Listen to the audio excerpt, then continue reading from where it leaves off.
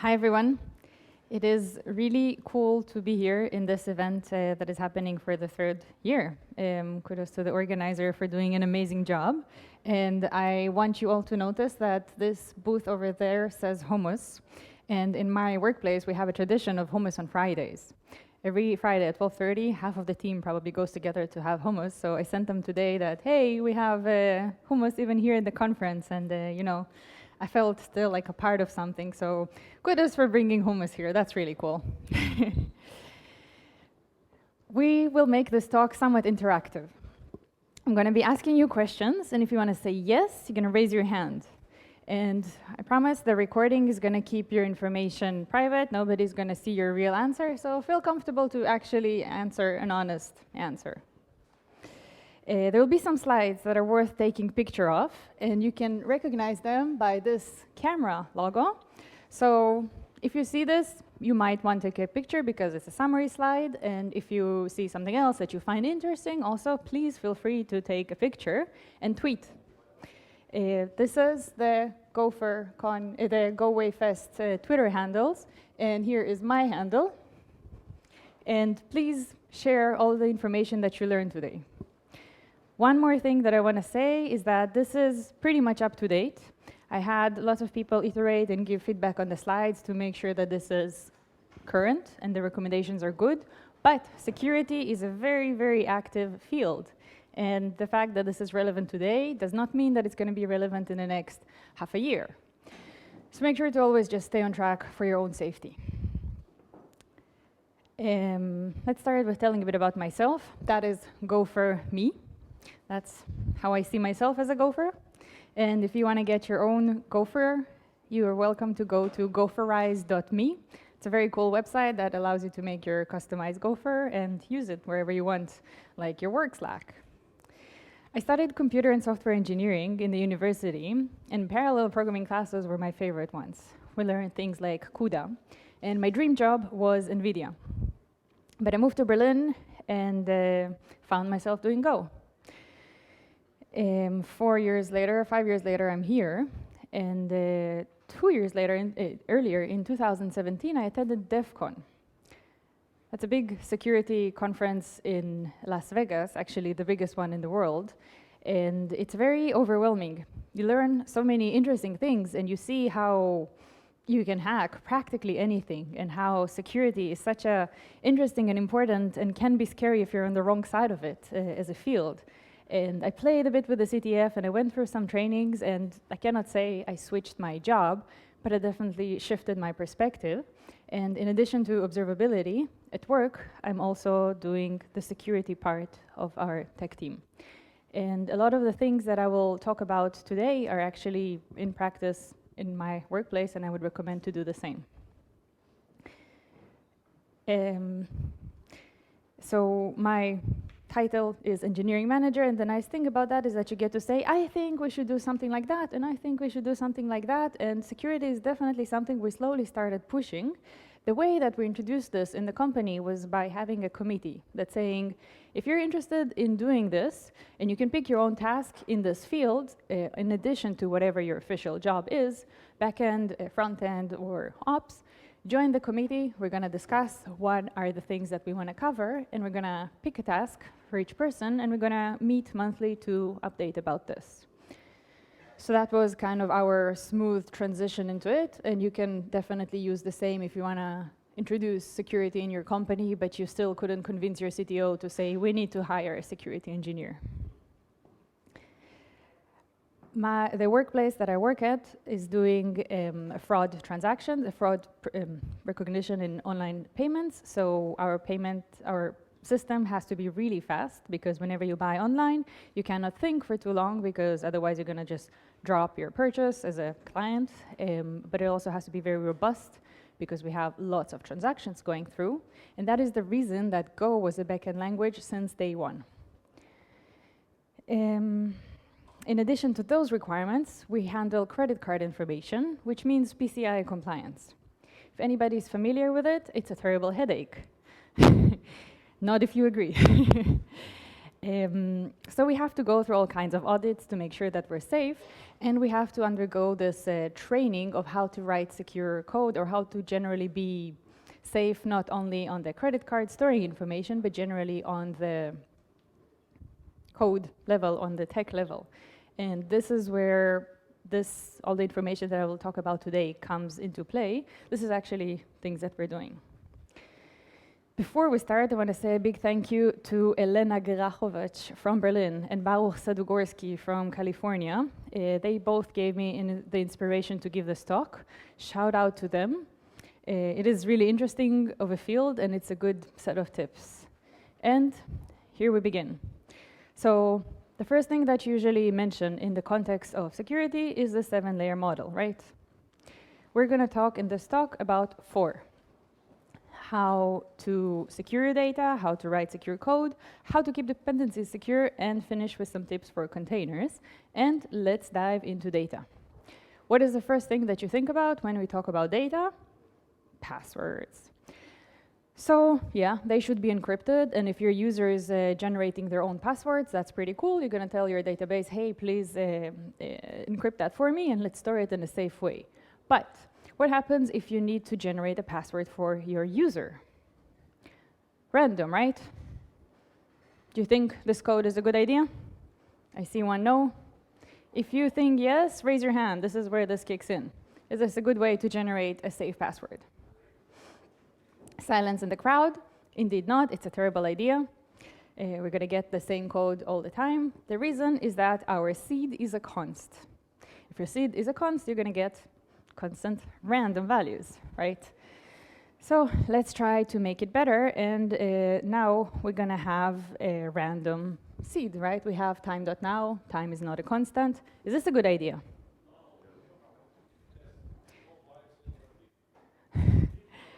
Okay, mixing answers. Indeed, it's almost a good idea, but look, I managed to do enter fast enough to replicate the same value twice. And if I can do enter fast enough, the computer is definitely going to be fast enough, so not such a good idea. If there was a recommendation from the crowd saying crypto, that's indeed a good idea. No matter how fast did I try to do enter, even using a computer help for that, not just the enter keyboard, I could not reproduce the same value twice. That's great. But raise your hand if you know how crypto/rand works. Roberto, did you write that library? No. Okay, then you're eligible to answer. Well, it draws entropy from the hardware that is available for the operating system. Indeed, it draws it from the hardware or the operating system was the answer that Roberto gave. And officially, it is pulling it from the operating system's cryptographically secure pseudo-random number generator, or CSPRNG APIs. Now we all know, great tip, please use this. Next, let's talk about user personal data. Even if you don't handle credit cards, you handle things like email, you handle things like address, you handle things like phone numbers. This is all PII. These are all things that are allowing to identify a person, and you don't want to keep this exposed to even to your developers unless it's really necessary. How to go about this? Mask rules on the logs is a great way to allow developers to look into logs without looking at private information and still being able to tell if the system is healthy or not. Sumo Logic is one tool that does it for you. Splunk is another tool that does this for you. FluentD can do this for you. And even in the enterprise version of Elastic, you can control the permissions of which fields can which users access. And this will basically cut out the person from the equation and will prevent the situation that a developer will potentially leak information of some users by being able to access it in the log level, while also not interrupting the work of developers because you can still access logs perfectly. Secrets management. We talked about keeping the information of users safe. How about keeping your passwords and your secrets safe? Step 1 on doing this right is don't store this in your code. You think I'm laughing, but look what Google allows, just in a simple Googling. Ouchie. Okay, so you made the mistake and you kept the information in your code base. How are you going to fix this?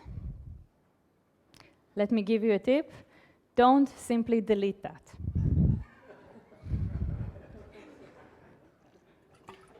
This is also a terrible idea. This will show up in your history unless you're going to nuke that. So what is the right way to go about this? Kubernetes, for example. Raise your hand if you're trusting Kubernetes to manage your secrets. Few people in the crowd, okay, cool. I have some questions for you. I remind you, if you want to say yes, raise your hand. So, do you know how secrets are stored? Cool. Do you know who can access and modify the secrets? Do you know who can see who has accessed and changed it? Do you know how they're transferred to the application? Okay, cool. Some answers in the crowd. I think I would like to recommend that this is something that if you're going to use, for example, as environment variables, which is the recommended way of going about this, please make sure you know all those details so you can control them. And more important, follow, please, the documentation. This is just from the Kubernetes website that says, hey, use secrets as environment variables. And please take a picture now. When you're going to go home, or when you go back to work, if you're already having a Kubernetes as secret management, run this black line and see how many secrets can you find out. If you manage to find out more than your personal ones or more than your permissions allowed, and yeah, being a root, of course, should see everything, but try to run this not as a root level, make sure that this is hidden from you.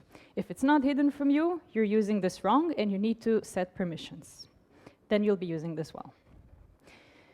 Another thing you can do is use a dedicated tool like Vault by HashiCorp, open source, written in Go, and has a pretty straightforward SDK. Next, let's talk about code, how to keep it safe from threats. So you're usually conscious about things like that, like input validation. When you have a microservice that's exposed outside, you make sure that it passes all the tests pretty well. But what happens if you're using a third-party app? Before you integrate that into your code base, do you bother to make all those checks? Or do you just assume that is doing that for you? If you're assuming that this is doing this for you, it's a bad idea. You may be putting your production into a problem. So make sure you test that before. Furthermore, if you're writing a microservice that is going to be only internal and, for example, only consumed by the front end, if you don't document specifically what is allowed and what is not allowed on the input, you're going to put yourself in problem because 10 years or 5 years from now, when your code base grew a lot and the company's super successful, somebody's taking the service and says, hey, let's make it open for everyone. And whoopsie, no input validation, and you're putting yourself into an exposed position. SQL injection is probably one of the first things that they teach you in DEF CON when you do this newbie trainings. And it's surprising how it's still, so many websites are hackable by just doing this simple thing. Let's look at this code. Pretty much making sense, right? I hear giggles in the crowd, and well, look at this. There's injection in the very first function. You can put anything you want into this field. Solution, escape variables, put the sanitized ones in the database, use name parts, expected number of parameters, and the SQL driver will keep you safe. What happens if you need to insert multiple values? Solution looks easy, right? But this is the right way to go about this. You have to loop, and you have to put each variable in a separate way. This is going to cost you in performance, but it's going to keep you safe. It's going to be maybe a trade-off. You're going to find yourself arguing with your product manager or whoever, but insist on this. This is important to do this right, so you don't open yourself to vulnerabilities. Static code analysis. There's a bunch of tools that are doing this pretty well. They can check for injections, weak random generators, and so on. And a really popular one is called GoSec. Helps you understand how your code works, and if we run it against our code, we can see this one. So it shows two types of problems. The first one is the weak random generation, and the severity of it is really high because it's definitely happening. The second one is the SQL injection, and the reason that the severity is medium is that there is a chance that this will not be called. The point of the slide is that you want to use a tool like GoSec just to point this out for you in case this happened to skip your eye as you were developing the code, or maybe if you're doing a code review for somebody else, run it through this tool, see what pops up. If you want to block certain libraries, for example, math/rand, from generating, in the package of generating the secrets or the passwords, you can use all kinds of tools for that. For example, depguard. Depguard is an open source Go linter that checks if a package import is in a list of acceptable or blacklisted packages. The depguard linter is built in Golang CI lint in mind. It's compatible and it has a really great documentation. It's a linter's aggregator that essentially sits on your CI pipe and make sure that you're using only libraries that you all agreed upon. If you want to take a picture, it's a good time. I saw one in the crowd. Next one, let's talk about the scope of debug handlers. We all use pprof because it's really great in profiling. We love it, it's very useful, it's helpful, but if you do something like this, your profile is now available to anybody who happens to hit this endpoint. That is a bit of a problem because why would you want to keep everything open up for everyone? So what you should do is have a specific handler for a specific endpoint. Some are internal, some are external, and this way you stay safe. You allow access to the right thing, and nobody can access your external code. Another thing you can also do is have rules, for example, on your load balancer, if you're using something like Nginx, and you say something, internal traffic goes only to this group of handlers, external traffic goes only to that group of handlers. And when you debug, make sure you do it in the most ridiculous way. Apply no logic. That's how you usually win CTFs. You try to do ridiculous things that break the system. Next, let's talk about dependencies. Essentially, dependency is somebody else's code. One thing is using the standard library, but what about using third-party libraries? Should you trust random pieces of code that strangers on the internet have written?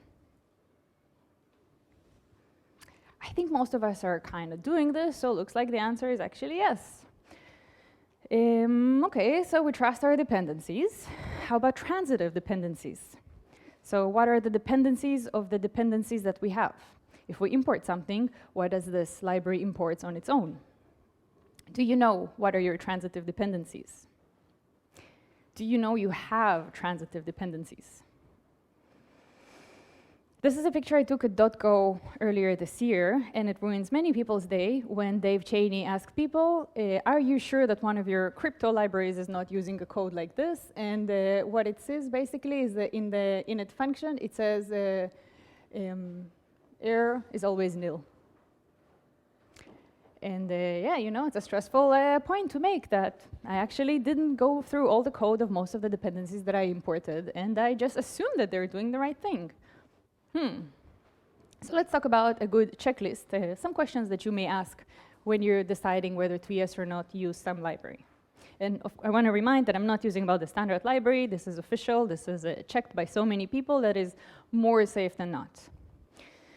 So what is the code quality?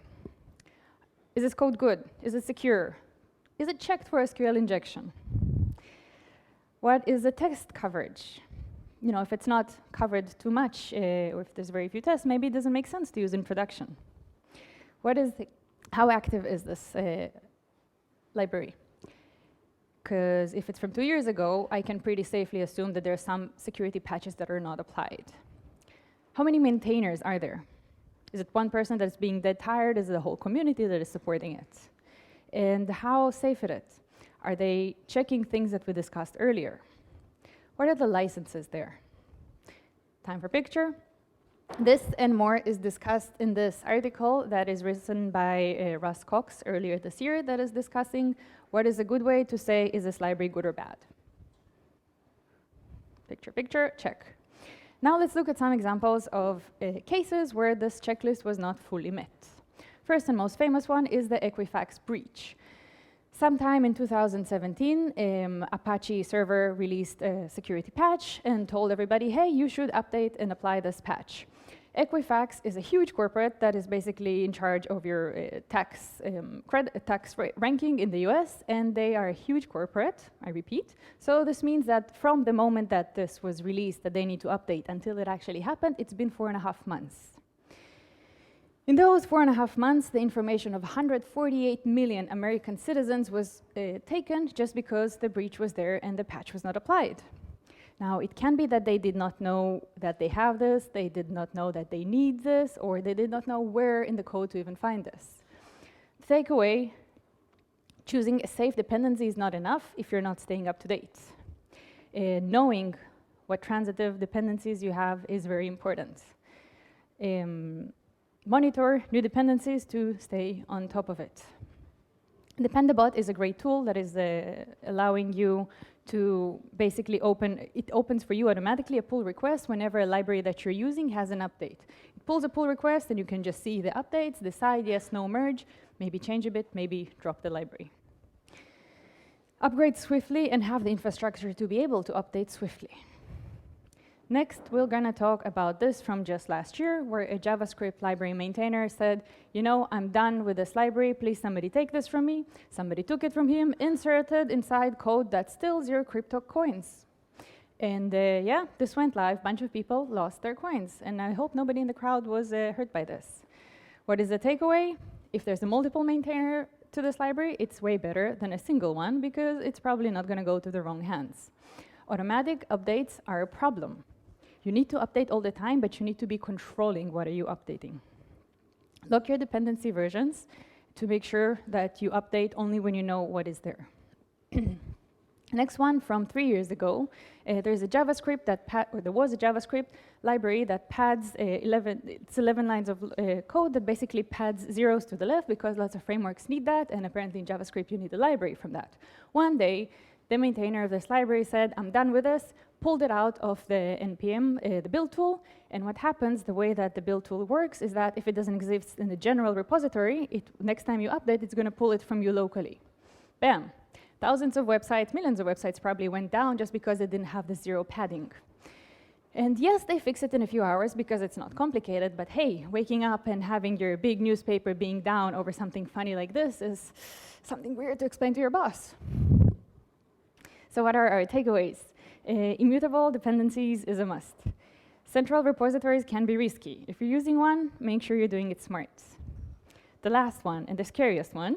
So there was this popular JavaScript library, and one of the maintainers really doesn't like the US Immigration Customs Enforcement, the ICE.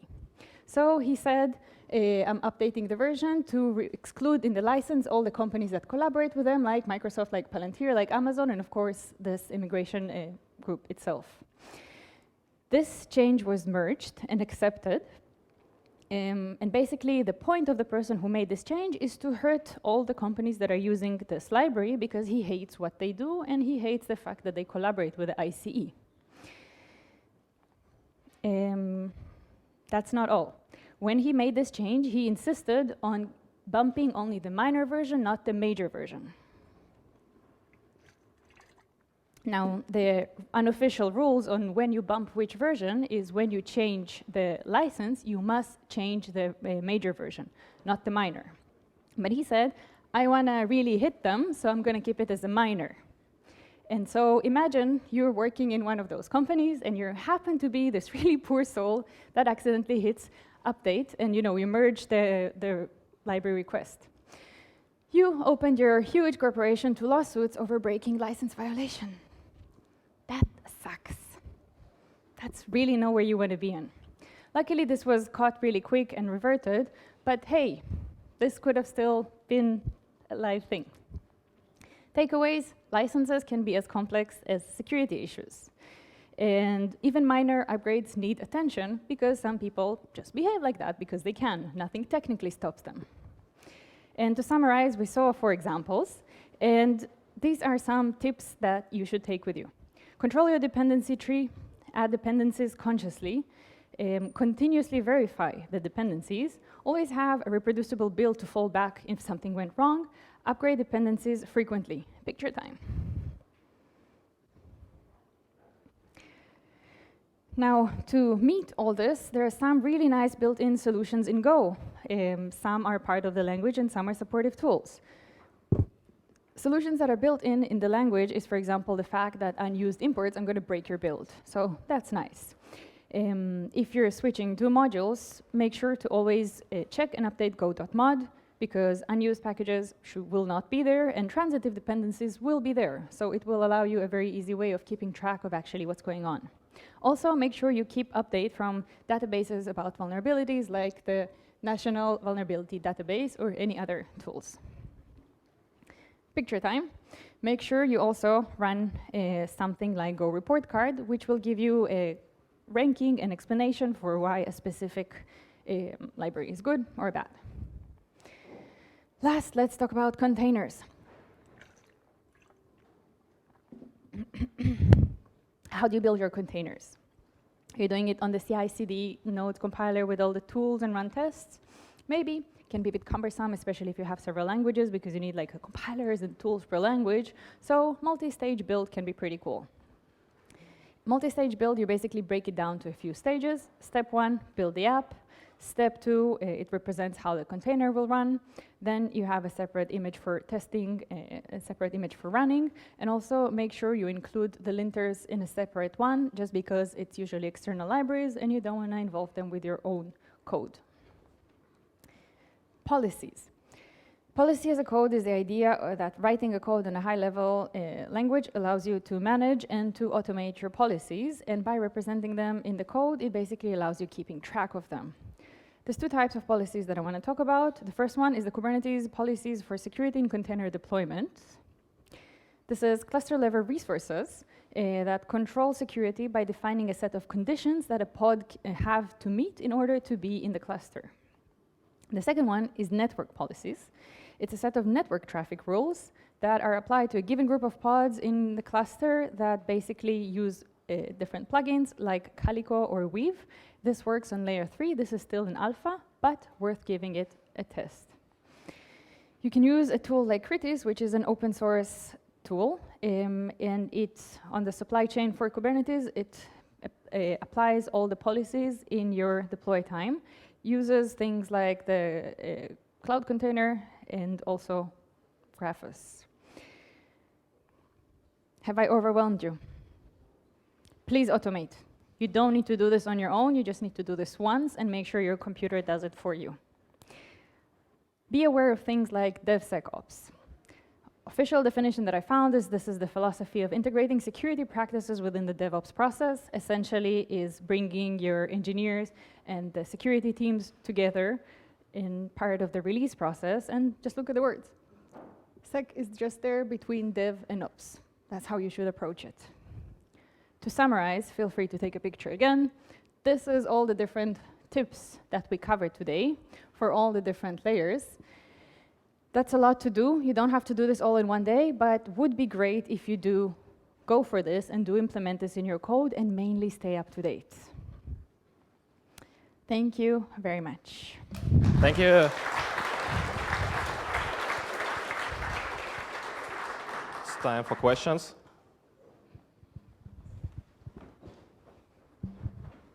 Hi, thank you for your presentation. Sorry for a stupid question, but how does the multi-stage builds of Docker images help? Sorry, could you speak closer? Yeah, sorry. How does multi-stage builds of Docker images helps to improve security? How does multi-stage build help your security? You're basically separating concerns, and if any breach happened, for example, in an external linter or any other library that you have, it will never have easy access to things like the secrets that actually build up the things like connections to the database. It's a separate image, so it cannot, it's way harder for them to interact rather than if it's in the same one. Thanks.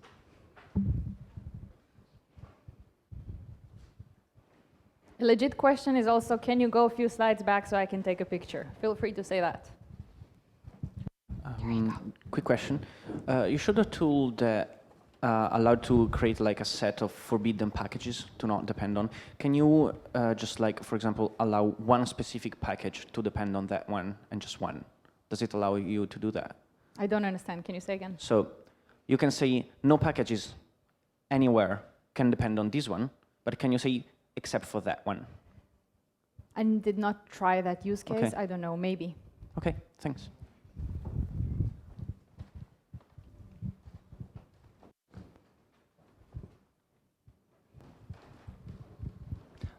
Thank you for your talk. When I work with security, I always made a concern about risk analysis. Basically, some security issues could cost us more, and some security issues could cost us more to actually mitigate them. What do you think, from the list that you've provided, are the most cost-efficient security practices that cost us nothing to implement but give us huge security in our applications? Cost us nothing, probably I cannot answer that, but what costs us not enough, costs us little enough to make him first priority would be probably the password management and the masking your private information data. Because in Europe, you know, GDPR, Europeans and privacy, oh my God. If you one time leak your client's information, it's really hard to recover from it. So masking your logs and making sure that only few people have access to private information of customers is a low-hanging fruit. Thank you very much.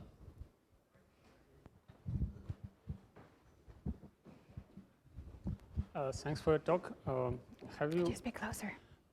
Thanks for your talk. Do you have some experience with integrating automatically into integration tools for automatically checking of security issues on the service? For example, there is a framework Metasploit which allows to during the build of the application, the container or its dependencies to automatically check for some well-known vulnerabilities. So have you experience with Metasploit or its models? I'm not experienced with that specific tool. Not yet. We did not implement anything like this, but we actually had a conversation about a similar tool today. Would you like to tell a few words about the tool maybe as well?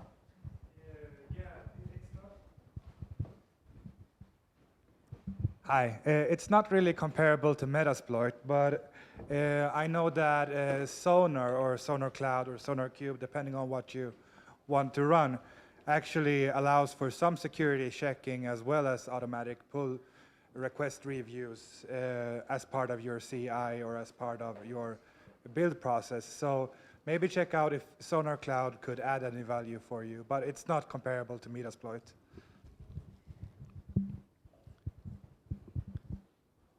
More questions?